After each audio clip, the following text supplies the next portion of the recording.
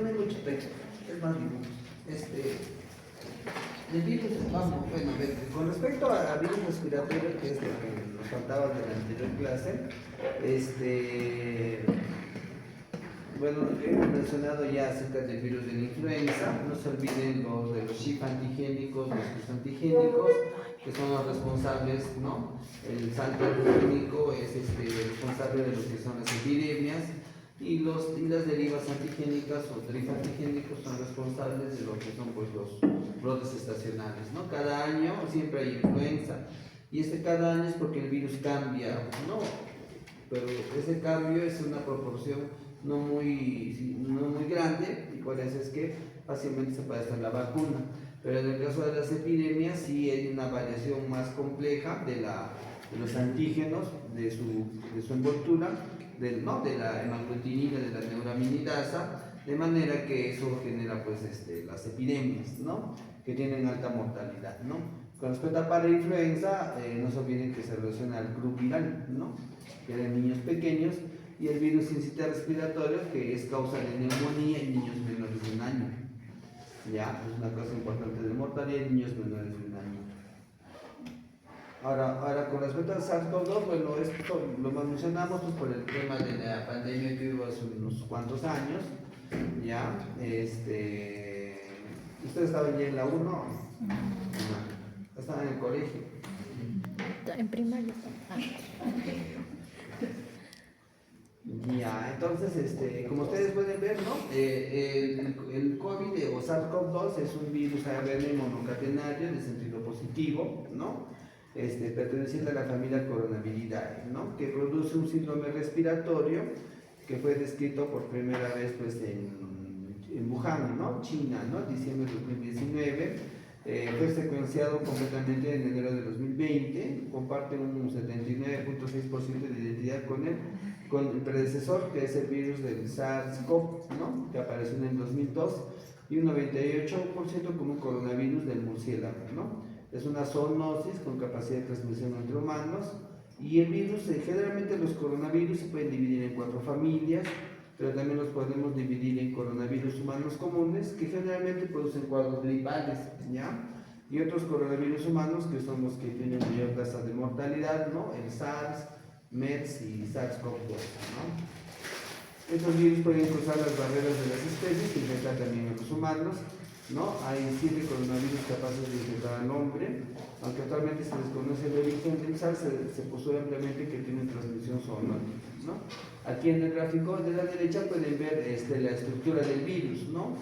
La estructura más importante es pues, la proteína S, que le llaman proteína spike. S viene de spike o espícula, ¿ya? Que es el término inglés, ¿no? Que es el responsable de su unión al receptor, ¿ya? Podemos ver acá la cadena de RNA que se encuentra en el interior. Tiene otras proteínas también de la membrana, de la envoltura, ¿no? En el COVID-19, que es la enfermedad que produce el coronavirus, fue la tercera causa de muerte en Estados Unidos en 2020, después de las enfermedades cardíacas y el cáncer, con aproximadamente 375,000 muertes, ¿no? Todos los individuos están en riesgo de contraer la infección, sin embargo, los mayores de 60 años con comorbilidades tienen un riesgo incrementado de desarrollar una infección severa. Desde el punto de vista estructural y filogenético, el SARS-CoV-2 es similar al SARS-CoV y MERS-CoV, y está compuesto de 4 proteínas estructurales, ¿no? Ya estábamos mencionando la espícula o espiga, que es la proteína S, la glicoproteína de la envoltura, la E, la nucleocápside N y proteína de membrana. Este es un poco para ver la epidemiología, cómo fue en esa época, ¿no? Como pueden ver acá, estos son cuadros comparativos, ¿no? Desde la primera ola de la enfermedad, ¿no? Cómo se registraban los casos diariamente y las tasas de hospitalización. Entonces se dan cuenta en los primeros años, en los primeros meses de la pandemia en el Perú, si bien es cierto no se llegaban a altas tasas de enfermos, no pasaban los 10,000 casos diarios, ¿no?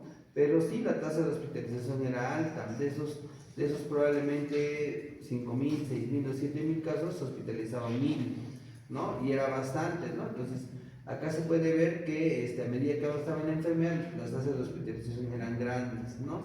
Después, con la aparición de la vacunación, más o menos en el 2022, entre 2021 y 2022, que se empezó a vacunar masivamente, hubieron también olas de la enfermedad, pero las tasas de hospitalización bajaron, pues, ¿no? Como pueden ver acá, hasta el fin de la emergencia sanitaria en el 2023, ¿no? Entonces, esto habla un poco de la efectividad de la vacunación y cómo está evolucionando la enfermedad, que ya no había tantas tasas de hospitalizaciones, ¿no? Aquí también se puede ver, estas son las tasas de fallecidos, ¿no? Que si las comparas con la primera ola, con los primeros cuadros, había pocos casos, había muchos hospitalizados y también había muchos fallecidos, ¿no? Y las tasas de fallecimiento disminuyeron a medida que se implementaron las dosis de la vacuna, ¿no? A partir de la segunda dosis ya se hablaba de protección. Entonces, como pueden ver aquí, las tasas de cobertura de vacunación aumentaron, ¿no?, en el país, y las tasas de fallecimientos bajaron, ¿no? Actualmente hay todavía casos de COVID, pero son muy pocos los que hemos encontrado, ¿no?, o que se han hospitalizado, ¿no? Pero de todos modos, como ya aparece esta enfermedad, se está haciendo la vigilancia epidemiológica, ¿no? En todos los países, igual como se hacen muestreos para ver cómo vamos de influenza, también se hace lo mismo para COVID, ¿no? La transmisión es a través de gotas respiratorias, ¿no?, que son liberadas por la tos y el estornudo. Estas gotas caen rápidamente, como son gotas respiratorias, son más pesadas, no pasa de 2 metros de radio, ¿no? Caen rápidamente. Se cree que no hay transmisión por medio de inhalación de aerosoles, pero el virus se puede aerosolizar cuando se hacen procedimientos como la intubación. Ahí se vio que sí podía el virus aerosolizarse, ¿no? El ARN de COVID ha sido detectado en sangre y heces, aunque no se ha documentado transmisión fecal oral. El virus puede permanecer en superficies inanimadas por mucho tiempo, ¿no? Eso es una ventaja de las gotas respiratorias, ¿no? Conservan la humedad.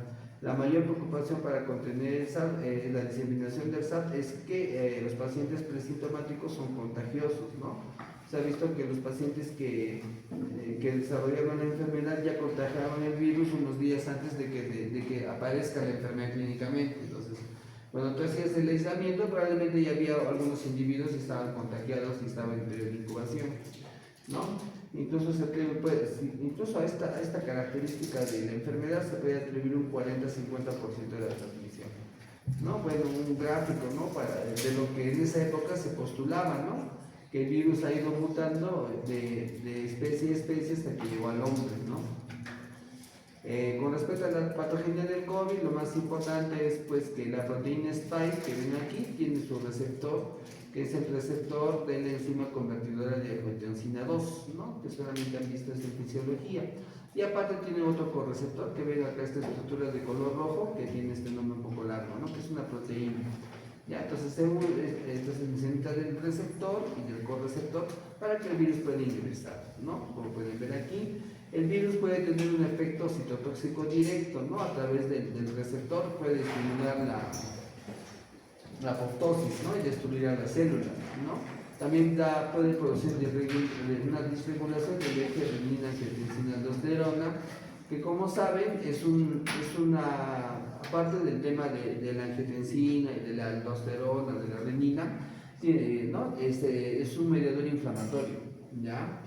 Entonces, finalmente, cuando el virus afecta al receptor, hace que el receptor se exprese menos en la superficie, y eso limita el cambio, ¿no?, de angiotensina 1, ¿no?, la formación de angiotensina 1 y aumento de la angiotensina 2, ¿no?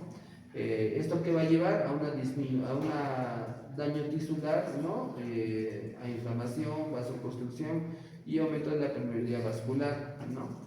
También el virus actúa a nivel del endotelio, ¿ya? Se produce daño endotelial y apoptosis, ¿no? Entonces, cuando el endotelio se daña, el endotelio es una célula muy importante para el tema de la inflamación, ¿ya? Entonces, cuando uno activa el endotelio, se liberan mucho más mediadores inflamatorios, ¿no? Y también se fomenta la coagulación, ¿no?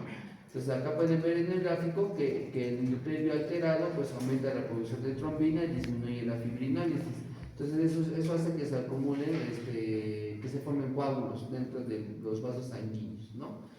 Y también hay una desregulación del sistema inmune porque disminuye el recuento de linfocitos T, inhibe la acción del interferón y hay una hiperactividad del sistema inmune innato, lo que va a llevar al famoso síndrome de tormenta de citoquinas, ¿no? que se hablaba mucho en esa época, ¿no? Que era responsable del daño pulmonar, ¿no? Esto es algo parecido, hablo un poco acerca de la trombosis, la formación de los coágulos en el COVID, ¿no? Que tiene que ver mucho lo que son pues el endotelio, pueden ver acá, ¿no? El endotelio es muy importante porque el endotelio activado se secreta marcadores, sustancias químicas, o mejor dicho, citoquinas, que van a hacer reclutar plaquetas, ¿no? Activar linfocitos y activar neutrófilos. Y como pueden ver acá, se liberan más mediadores inflamatorios, ¿no? Y la inflamación y la coagulación son dos sistemas que van muy de la mano, ¿ya? A mayor inflamación, mayor formación de coágulos. Este es esquemas de más o menos cómo se ve la inmunopatogénesis del COVID. Ya podemos ver aquí el virus, ¿no? Que se une a su receptor, ¿no? El receptor de la enzima convertidora de angiotensina, que como pueden ver permite la internalización del virus y su multiplicación.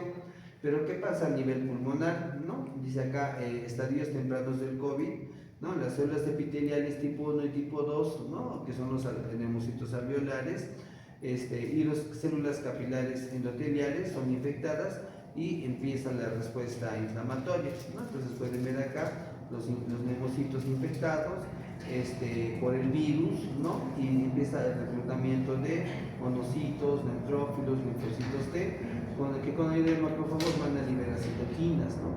Estas citoquinas son las que siempre aparecen en todos los libros: factor de necrosis tumoral alfa, interleuquina 1, interleuquina 6, siempre van a encontrar. Cuando hablan de sepsis, también de patología, también hablan de lo mismo. Son citoquinas que inducen actividad proinflamatoria. Y finalmente, ¿qué va a llevar esto? Lo que va a hacer esto es que aumente la permeabilidad vascular. Entonces, ustedes pueden ver que aquí en el gráfico el endotelio está casi cerrado, no permite el paso de líquido. Pero aquí hay un endotelio que está inflamado y se genera paso de líquido del vascular, del intravascular, del vaso sanguíneo al alveolo pulmonar. Entonces, como ustedes se dan cuenta, hay un edema pulmonar, ¿no? El alveolo se llena de agua. Se empieza a ver la secreción de sustancias, ya sea a nivel de los neumocitos, que da una formación de una membrana hialina, ¿no? Pueden ver que la lámina, esta es la lámina basal del endotelio, se ha engrosado, vean, ¿no? Está muy engrosada y finalmente hay fenómenos trombóticos, ¿no? Acá, ¿no? Los vasos sanguíneos. Entonces todo esto pues hace pues que el alveolo se dematice y no hay intercambio gaseoso.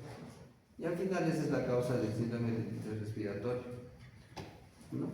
Bueno, este gráfico que ven aquí más o menos se trata de correlacionar cómo va la enfermedad, ¿no? Hay un periodo asintomático que pueden ver acá, desde que uno se expone al virus, empieza la infección. Hay un periodo asintomático que más o menos está en los primeros 3, 4 días, ¿no? Pero que ya hay virus presente en las secreciones, ¿no?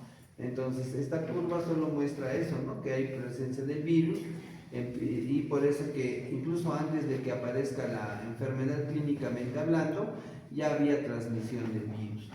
El periodo de ventana que ven acá tiene que ver con que los anticuerpos sean detectables o no. Al inicio de una enfermedad, ya dijimos, los anticuerpos no aparecen desde el primer día que aparece una enfermedad. Generalmente aparecen al quinto, sexto día de la enfermedad. Entonces, hasta que aparezca el anticuerpo, tienes un periodo de ventana, ¿no? Que no vas a poder detectar la enfermedad por utilizando anticuerpos, ¿no? Después de ese periodo de ventana, ya los anticuerpos son detectables, ¿no? Tanto primero inmunoglobulina M, inmunoglobulina G, como pueden ver aquí en el gráfico. Luego viene la parte clínica de la enfermedad, que cumple su ciclo y el virus poco a poco se elimina, ¿no?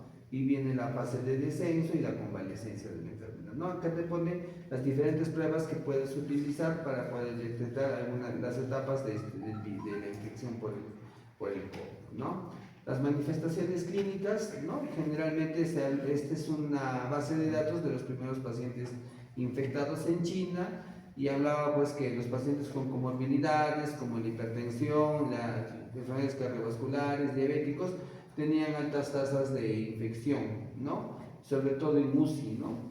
Tenían altas tasas de infección, sobre todo en UCI, ¿no? Por ejemplo, a ver, de esta base de datos, miren, acá dice un total de 138 individuos, 43, o sea, el 31.2% eran hipertensos, y de ese 31.2%, el 58.3% estaban en UCI, ¿no? O sea, la mitad, ¿no? Un poco más de la mitad. De los diabéticos, de 14 eran diabéticos, en UCI estaban 8, ¿no? Por ejemplo, ¿no? Entonces, esto para darse cuenta de la gravedad pues, de las comorbilidades, ¿no? Ya después ya se sabía que los gorditos, los pacientes con diabetes, los hipertensos, los pacientes con enfermedad renal crónica son los que tenían peor evolución. Acá, por ejemplo, aparece, ¿no? En pacientes infectados con COVID, lo clásico, o cuáles eran los síntomas más comunes: fiebre, tos seca, anorexia, había fatiga, había mialgias, disnea, tos productiva, dolor faríngeo, habían algunos que tenían diarrea, náuseas, mareos, dolor de cabeza, vómitos, ¿no? Esta es la progresión radiológica, una tomografía computarizada de un paciente de 52 años, ¿no? Imágenes tomográficas al quinto día de establecidos los síntomas, y es imágenes tomográficas después del día 19, después de establecidos los síntomas. Entonces, la idea era ver el impacto de la enfermedad. Generalmente los pacientes en la primera semana de enfermedad desarrollaban la forma grave, ¿ya? Por eso es que ustedes ven aquí el quinto día que el infiltrado pulmonar, los parénquimas pulmonares, era grande, ¿no? Por ejemplo, aquí, ¿cuánto será? 70%, aquí es 80%, ¿no? Entonces, este paciente obviamente requería manejo de UCI, y posteriormente ya mejoraba, ¿no? Ya eran infiltrados residuales, ¿no? Pero el problema venía a partir de la primera semana se complicaban los pacientes.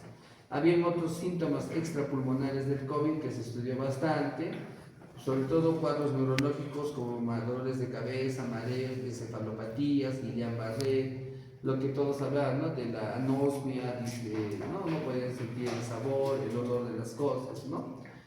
Hubo problemas cardíacos, sobre todo arritmias cardíacas. El tema de las embolias, del tromboembolismo era importante porque muchos pacientes tenían trombosis venosa, ¿no? Ya mencionamos que esto es por el tema inflamatorio, ¿no? Hacía trombosis, no solamente a nivel pulmonar, podría haber trombosis en otras partes, en otros segmentos corporales, ¿no? Había daño renal, había daño hepático, diarrea, ¿no? A nivel gastrointestinal, dolores abdominales. A nivel endocrinológico se encontraron muchos pacientes que desarrollaron diabetes, ¿no? Y así, ¿no? Había muchos tipos de manifestaciones. Los primeros casos se vieron, y más o menos desde que se establecía la clínica, el paciente acudía a la emergencia en los primeros 7 días, ¿no? De enfermedad. Al 8º día en promedio hacía disnea, al 9º día hacía el síndrome de distrés respiratorio, y la admisión a UCI se llevaba un tiempo entre 10 a 11 días después del inicio de los síntomas, ¿no? Bueno, existe una clasificación de la enfermedad. Bueno, eso no lo vamos a tomar mucho porque es más para el tema de clínica, ¿no? Pero sí había factores de riesgo para enfermedad severa, ¿no? Aquí todos los pacientes mayores de 60 años, hipertensos, con enfermedades cardiovasculares, diabéticos, obesos, asmáticos, con insuficiencia respiratoria crónica o insuficiencia renal crónica, estaban en riesgo de enfermedad grave, ¿ya? O enfermedad severa, ¿no? También aquellos que tomaban tratamientos inmunosupresores. Y los signos de alarma era pues, ¿no?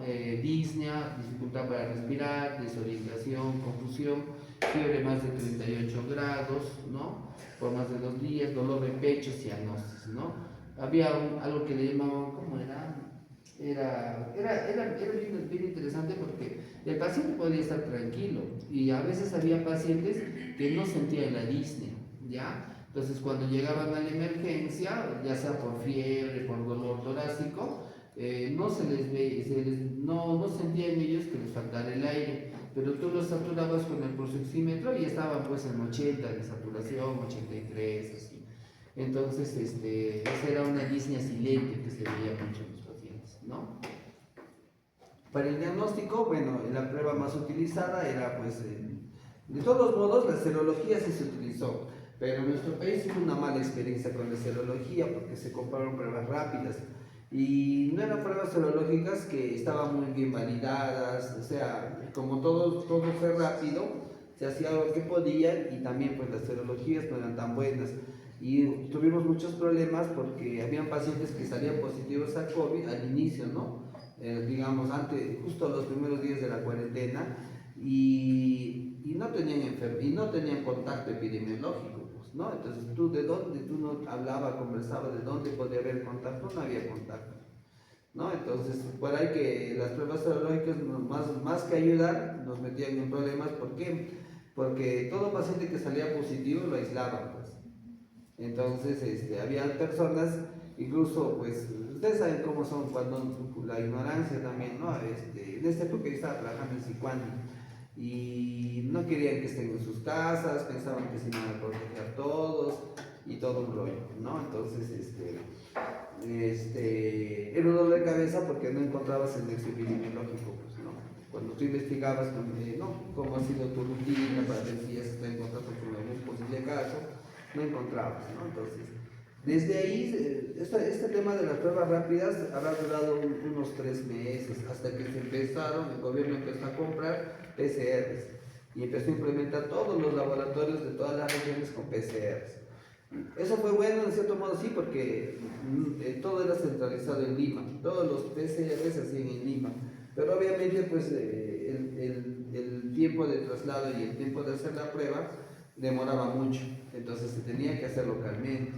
Y esto ayuda a que los laboratorios crezcan. Cusco tiene, o sea, el laboratorio de la GDESA, ahora hace PCRs para varios tipos de virus, ¿no? Y esto ayuda bastante. Pero hubiese sido bueno que eso existiese antes, ¿no?